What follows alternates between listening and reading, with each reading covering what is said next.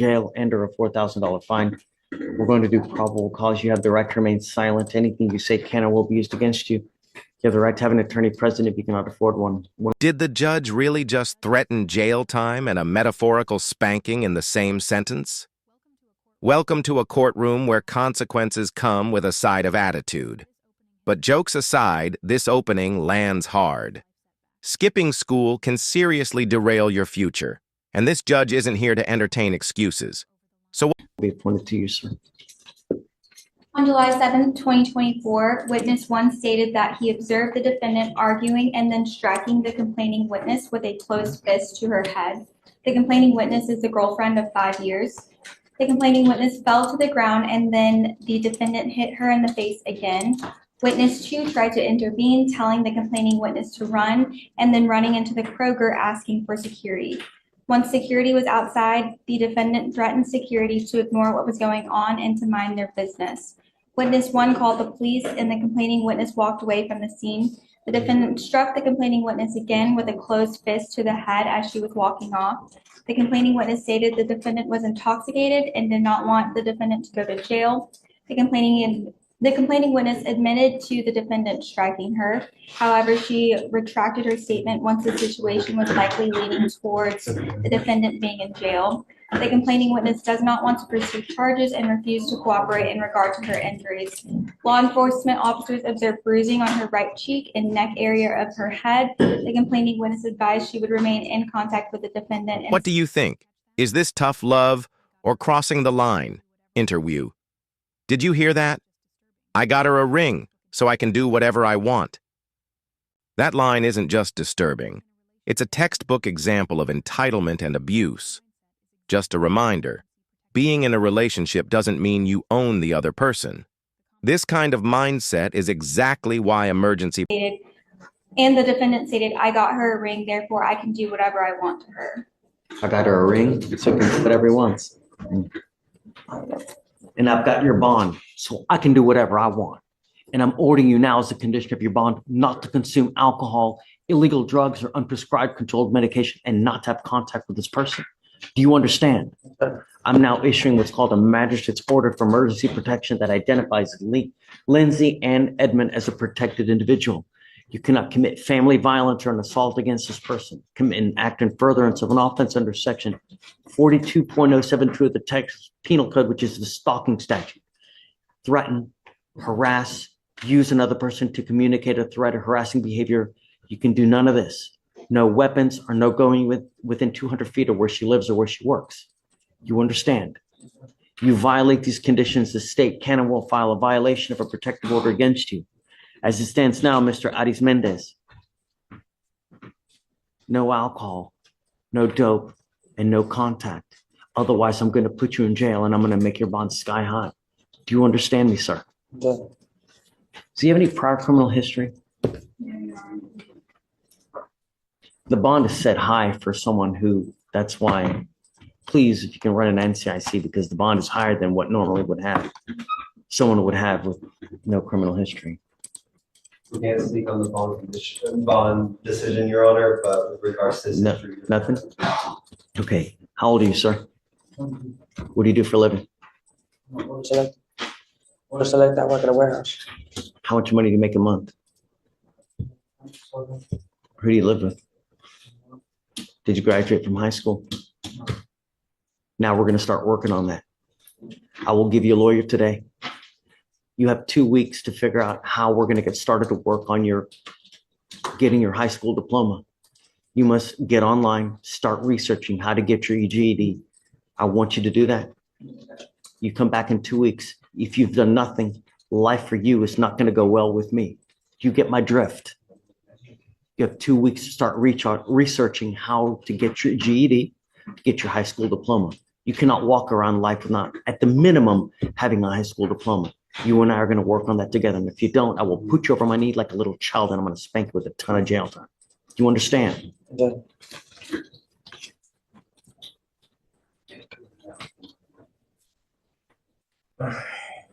So if you have any, let me ask you this. Do you have a computer? You don't have a computer. Okay. How do you access the internet? So you have a cell phone. Okay. Use your cell phone, and within 2 weeks, I want to see what you've done to register and look for classes. If you have any issues, I'm going to give you a lawyer today, and we have services that can help you if you need to get your high school diploma. We are going to do this one way or the other. It can either go the easy way or it can go the hard way. Do you understand? Okay.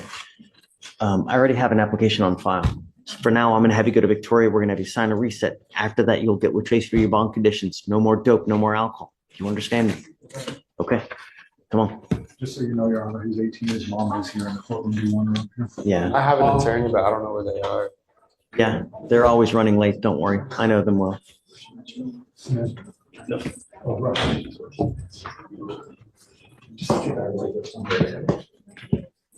Good morning, Mom. Thank you for coming. You are, is it Lonan? Yes, sir. Lonan? Mr. Russing, you're charged with possession of a controlled substance. You're facing up to a year in jail and or a $4,000 fine. We're going to do probable cause. You have the right to remain silent. Anything you say can or will be used against you. You have the right to have an attorney present during any questions and interviews with the state of Texas. If you cannot afford a lawyer will be appointed to represent you, sir. On July 7th, 2024, officers were dispatched to an address regarding a suspicious vehicle and observed the vehicle stationary at a dead-end street. Officers asked the defendant what he was doing, and he said chilling and hanging out. Officers smelled a strong odor of burned marijuana emanating from the vehicle. Officers conducted a pat-down and located a THC pen in the defendant's pocket and a glass cylinder-shaped bottle with 5 white square pills that were Xanax. The defendant did not have a prescription bottle or prescription on him. It was 16 grams of Xanax. So did they find a bunch of weed too, or any kind of weed, or? No weed. Mr. Rushing, I'm going to find that there's probable cause to go forward with your case. I'm ordering you now as a condition of your bond not to consume alcohol or illegal drugs. I'm going to randomly test you. If I find that you're consuming alcohol or dope, guess what happens? Right. Very good. Mom, I'm in your hands. Anything else you want me to do? We're going to orientate. No, that's Okay. is this just like probation? Well, let's not, I'll let your lawyer handle what's going to happen as far as, I know, they're always running late. Don't worry about it. My only concern is I want to make sure that he's not using while he's out. I have a test at home that I'm going to administer, and I'm going to start doing that right now. Don't worry about it. I have a better test. And I'm telling you now, Mr. Rushing, 31 days from today, I'm going to test you for weed. If you test positive, that tells me that you've continued to smoke, and I will put you in jail. As far as the Protective orders exist. Let us know in the comments. What would you do if someone said that to you? Interview. You're only 18 and already building your future. The judge drops this truth bomb just before asking the defendant if he's boring him. That moment says a lot about courtroom fatigue and frustration. But seriously, being young are concerned, I'm going to randomly test you with that on an even faster basis. If you're using, likewise, you will go to jail. You will not get any more PR bonds. Perhaps it's a little jail that may cure him. You know, the problem is that you're now only 18. You're building your future. The more criminal cases you put on your background or on your record, the more difficult you just make it to get a job. And am I boring you, Mr. Rush? Yes. Look at your mom. Think it's easy on her? I'm listening to you, sir. Like, absolutely. Did you graduate from high school? Yes. What are you doing now? I work at Happy's Cafe. It's like a restaurant. And yes, you have age orientation today. Yeah, I have college orientation as well. Where are you going to college? Going to UH, University of Houston. I graduated from there. It's a great school. The more you put into it, the better you're going to get, like anything in life. Okay. So if you find that he's become a problem to you, just come back, talk to me, and I'll straighten him out for you. Anything you need, really. You know, the problem is 18-year-olds, they act like they can rule the world. They know everything, but yet. So be careful. Don't pick up any new cases. Does he have a license? Okay. He has insurance, I suppose. Okay. I will waive your appearance so he doesn't have to mindlessly come back to court, but you just have to stay in touch with the lawyer and then they'll tell you if and when you have to come back. For now, I'm going to have him sign a reset with Victoria. He's going to meet with Tracy for his bond conditions, and then we'll just have you waiting back for your lawyer. Okay? Yes, ma'am. Please. Mr. Smith, you're now charged with assault, bodily injury. You're facing up to a year in jail and or a $4,000 fine. We're going to do probable cause. You have the right to remain silent. Anything you say can or will be used against you. You have the right to have an attorney present. If you cannot afford one, one will be appointed to you, sir. On July 8th, 2024, the security manager at SATF advised that there was an altercation between two residents. The complaining witness advised that on July 1st, 2024, he was involved in a physical altercation with the defendant. The complaining witness said he was going down a hallway on his way to get a counselor's name for his own records, and as he was talking to the counselor, the defendant walked by and stated, "I would have him hit by now," to the counselor.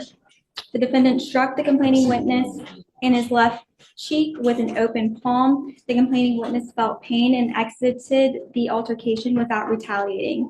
On July 6, 2024, the complaining witness threw iced coffee on the defendant due to an earlier assault.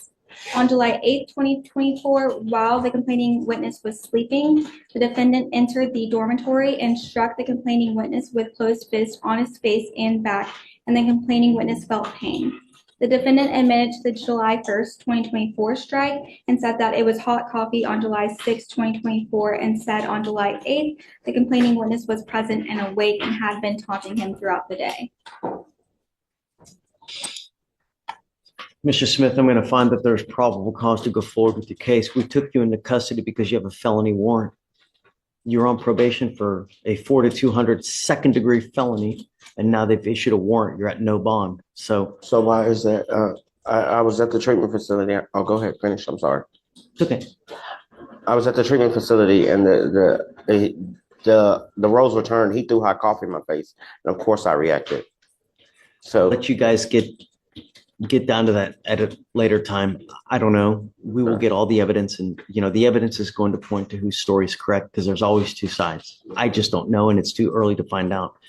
I wanted to let you know why we're taking you into custody because you're on felony probation. You've now picked up this case. They've issued a warrant, and you're at no bond on that case now. why is it no bond? I was at the treatment facility. It was mutual combat. Somebody hit you, you hit them back, and it's mutual combat. I know that you're saying that, but Yes, how do I know if that's right? I don't know. I wasn't there.